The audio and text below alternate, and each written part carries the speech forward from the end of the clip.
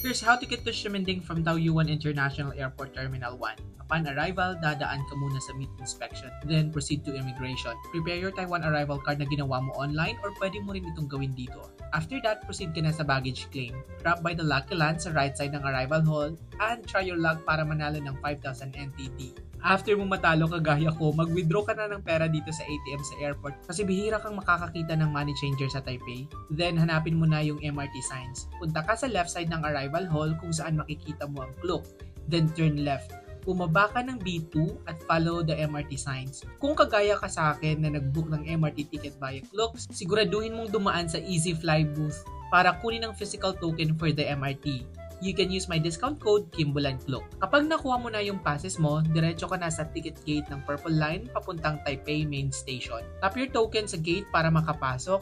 Find the platform and ride the train until Taipei Main Station. Exit the Purple Line by inserting your token sa ticket gate. Pagdating sa Taipei Main Station, baba ka to transfer to the Green Line o Songshan Shenzhen Line. Here you can use your Easy Card or in our case, kumuha kami ng single journey ticket papuntang Ximen. Madali lang intindihin. Tingnan mo lang yung map para makita yung magkano yung kailangan mong bayaran depende sa destination. After makabili ng single Interpass, go to the Green Line. Sundan mo yung Sendian signage na nasa B4, sakay ka ng train at bumaba sa Ximen Station.